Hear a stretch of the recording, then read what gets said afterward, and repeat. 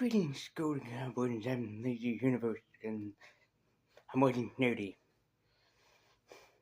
You know, it's not easy to admit to people that I'm a big fan, or pun intended, sucker for vampire mediums. It's basically supernatural creatures are kind of like my bread and butter. It's a thing that I'm kind of like more intrigued by.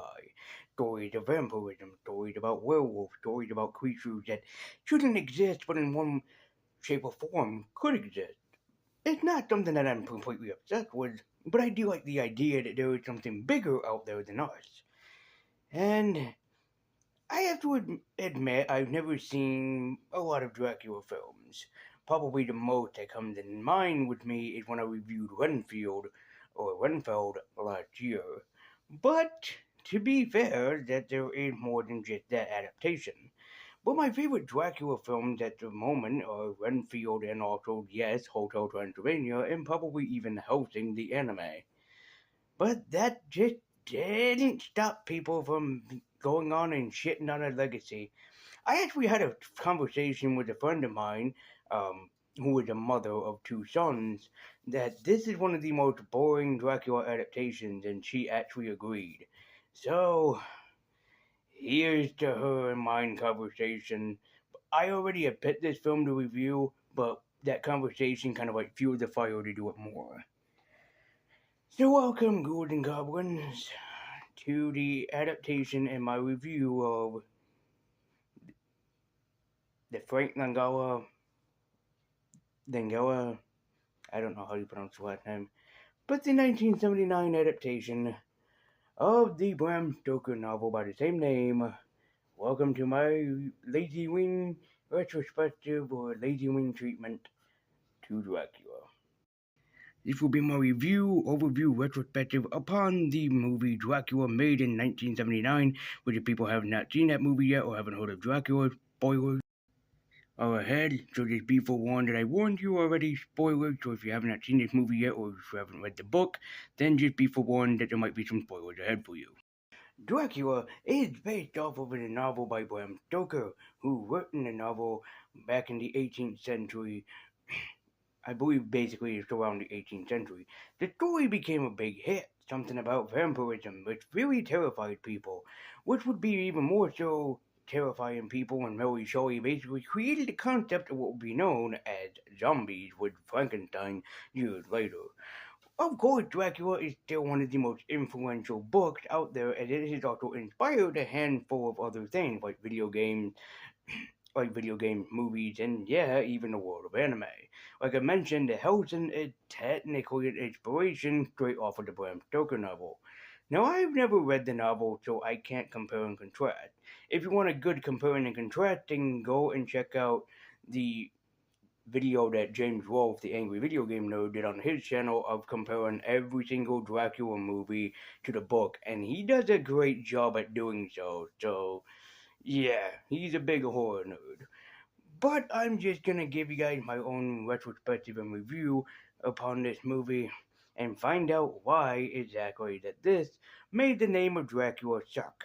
This was Universal, before Universal tried it again, trying to resurrect the Universal monsters.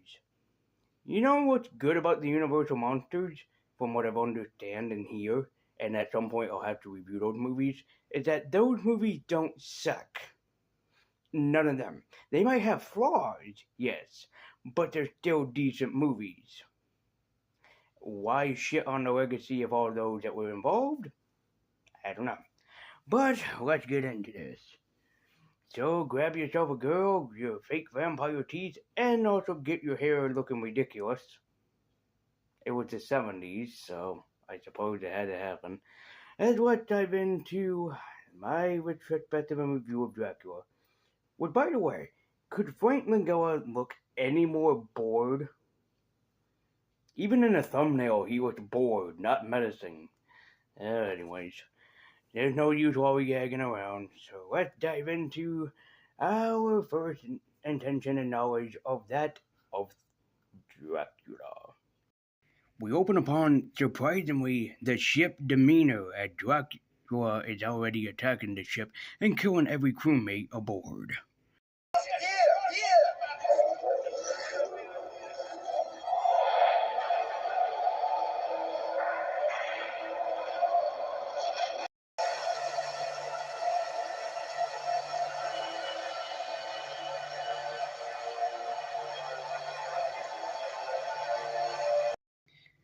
As everything does not seem to be going well this night, for everybody is freaking out, and the night air is just crisp. It's just time for monsters. As the ship crashes, we are soon introduced to Jonathan Harker, who is on this place and wants to know what exactly is going on and what is wrong with the ship and how did it crash. In the purchase of Carfax Abbey, Count Dracula, of course. How stupid of me! I almost forgot in all this game. Who? Dracula? Oh yes, he's the only one who is. I love how they find all of the crew members just with their necks ripped out or bitten into, and they're like, nah, the weather. That's what happened. It's the weather. Nothing else strange has happened. It's just the weather. And I love how Harker is more obsessed with Dracula, but that's actually true to the book. And also other adaptations is that when Harker goes to Dracula's castle, he's more intent on buying his property from him as he believes that Dracula is a nobleman who's actually selling his property to young Jonathan Harker. But that's not actually the case, as we'll be finding out. And also, don't mind me, I'm going to be jumping through a lot of this movie because it is so boring.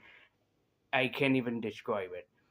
I know that it's based off of a novel, and the novel probably itself isn't as intriguing. Maybe to some it is, but maybe to me, because I'm different than a lot of you, it probably would be more boring to me than you guys. I haven't read a book since I graduated from school, so take that for what you will. I'm more intrigued upon the comic book and manga thing. So, yeah. But I do know that this is actually true to the novel is that, yes, Jonathan Harker is more worried about Dracula because he's buying property from him. And so Dracula's way over here, he must have gotten very thirsty and killing every single member. I do like that they added into the mirror the boat that Dracula did ride upon in the novel. We did see a movie adaptation, I think, last year, so it's nice to see them actually reference this. Even I was surprised. I was like, hey, that's the Demir. So kudos to the filmmakers on including that and the writers, as most adaptations seem to skip over that and never talk about it at all. Also, come on, Dracula versus Godzilla, you know that would be awesome. Although, wait a minute. Marvel technically owns Godzilla. They have an old comic book series called The Tomb of Dracula. Actually, it could work. It's not long before they meet Dracula, played by Frank Langella, who actually is more suave and debonair of a Dracula. I have to say, his suave and debonair appearance is kinda cool.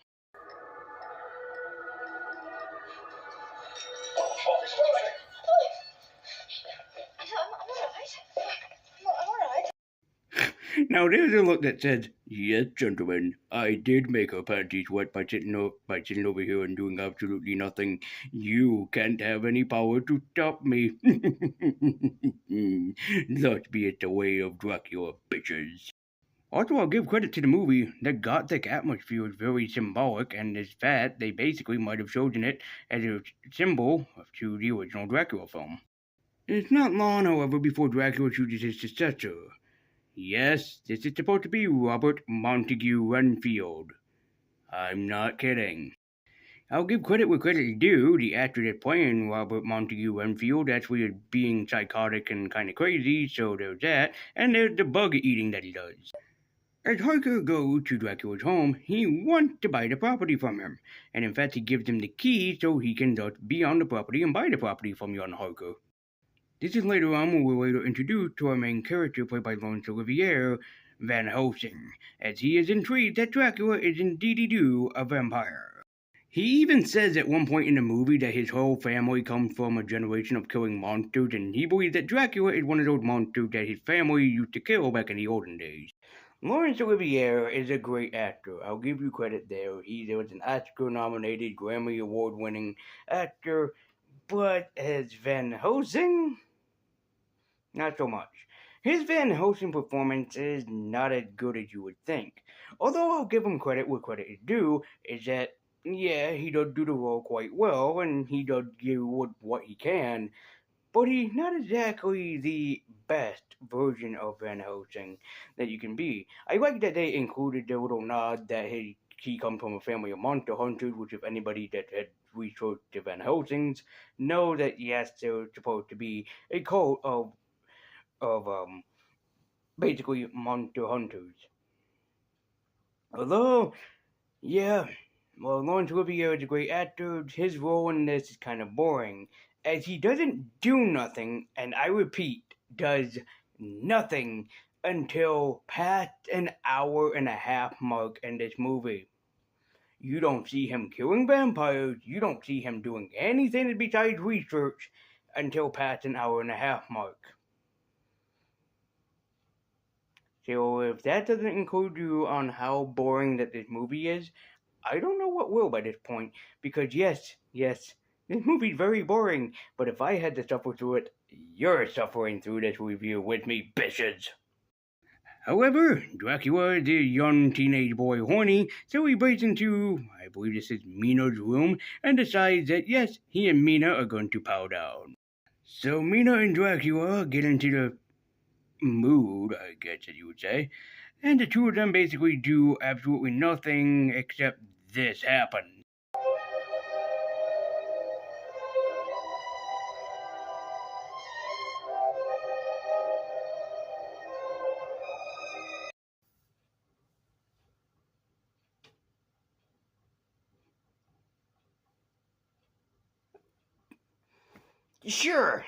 Sure. Dracula and Mina get up on a bed, they start making out, Dracula does something to her, and then this 70 disco thing happens. Sure. Why not? Just why not by this point? I can believe anything. If Jurgen Prochnow can try to kill people just to protect the baby, sure. I can believe that they basically banged 70 disco style, but we just don't see it. Also, why is there a bat? You can point like a Batman. I don't fucking know. What do you expect me to do? I can't make this funny. There's nothing that I can do to make this funny. It just happens. It just is here now. So let's just enjoy the weirdness together, because this was made in the 70s. So if you're expecting me to make this make sense, it's not going to. There's nothing they can do to make it make sense. It just happens. Somebody apparently was on either mushrooms or doing too much of the token of the weed and went, dude, like, what would happen? Like, if we have a love scene with Dracula and Mina, but wait, man, well, I'm tasting the color red right now, so what if we make it, like, completely red? Although, dude, no, make it even better, man. Let's have a bat in there, because this is a vampire movie, yo. So Van Helsing and Harker travel down inside of a tomb while Dracula doing whatever the fuck he was doing earlier when trying to find Van Helsing's daughter. As unfortunately before Van Helsing, he does end up finding her, but not as he anticipated, as Dracula turned his daughter into the undead. Papa, kom met mij. We moeten samen rusten, papa. So Van Helsing and Harker kill his daughter because, well, she's a vampire now, so of course they would have to, and they even copy a scene from Fright Night. I wish I was watching Fright Night, or Renfield, or Blade 2, or Blood Lad, or Helsing, or The Lost Boys. Actually, any fucking horror movie I have on this shelf would be much more intriguing than this. I am so bored right now because of this. Somebody bring me a fucking Game Boy.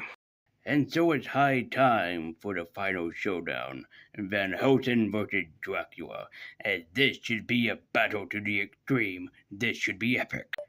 But first, Dracula had to pay a visit to Mr. Renfield and tell Mr. Renfield how much that he failed. Even though Renfield apologized, Dracula's not putting up with his shit anymore. Against me. Then punish me, torture me. I deserve it. But please, let me live.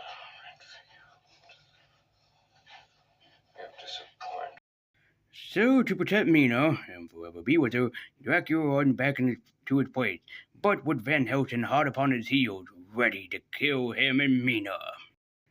But surprisingly, they find Dracula upon a boat, with Mina too, under his control. But if Van Helsing can kill the vampire, then they can put an end to the curse once and for all.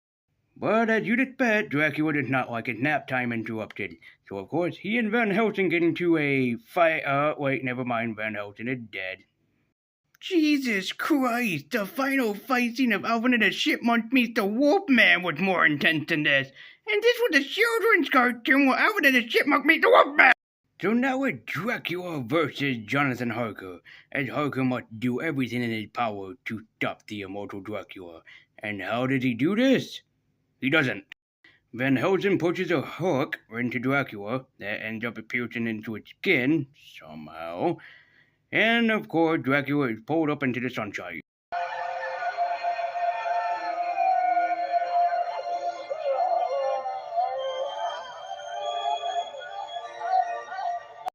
But the movie doesn't even have a good ending. It just ends with what I can assume Dracula flying off in the distance? I don't understand it. This was the most boring adaptation of Dracula I've ever seen. While the gothic architecture is actually great and it's a reference to the old school horror movies, I did like that part, and especially the miniatures, which I'm a sucker for miniatures, did look impressive, especially because, well, I grew up with Tim Burton films, and Tim Burton mostly used miniatures in a lot of his movies. Frank Langella is not the best Dracula. He's a lot more boring in his presence than you would expect. He's trying to do his best, but unfortunately he fails so hard at that margin. I admit he's a gifted actor, yet, but only in the roles that you can thus give him. Ron Olivier is always appreciated, but he doesn't do much in this movie, and in fact when he died, I was kind of surprised, because usually in Dracula mythos, it's both Jonathan Harker and Van Helsing that kill him. So, what's next? They're gonna introduce the Belmont family? Oh, they have a history with that guy, I can tell you. But aside from the gothic architecture and also brilliant music by John Williams, who does a fantastic job with the music in this, as John Williams always does, there's not much else I can really say for this movie. It's just mostly boring and bland. Yeah, it follows along the book, from what I understand, except that they changed the character of Mina and Lucy and swapped them, so I accidentally called Lucy Mina in this. I don't care. People are probably going to bitch at me in the comment section, but I just don't care. I don't. And I'm not going to give Dracula a Funko Pop rating because it's just boring. And I don't have any Funko Pop to represent how boring that this is, because Funko Pops are more awesome than this movie is. So Dracula did not get a Funko Pop rating, but do I recommend it to you guys? Fuck no! There are several better, more adaptations of Dracula in this. Want a good adaptation of Dracula? Here, immediately. Bam! Check out Renfield. It's a lot better than this piece of shit. So stay away from this piece of shit and go and see this good shit and funny shit. This is better, this is shit. So, my rating of Dracula isn't a rating. Just stay the fuck away from this movie, and I give it my seal of disapproval. Because this movie is very boring, and I do not recommend it to any and all horror fans out there.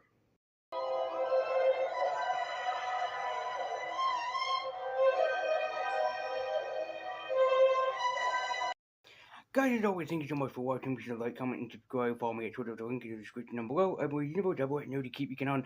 And if you want to keep supporting Lazyween, the best way to do so is to like, share, comment, subscribe, hit that bell icon so you can never miss a Lazyween video or just any video in general. And stay the hell away from Dracula. Then, I think that my job here is done, my children. I say Chris Ayers. Wait, what? You want another video? What? I think I've treated you to enough good stuff for this Lazyween. But wait. Maybe I should. I mean, after all, next time that we meet together, it'll be Halloween. So fine. If you want one more review I can give you. You'll come back next time for a real Halloween treat. So thank you guys so much for watching. I do review about everyone new to keep you on. And until next time, take care. And as always, stay spooky. And it is definitely hard to breathe in this thing.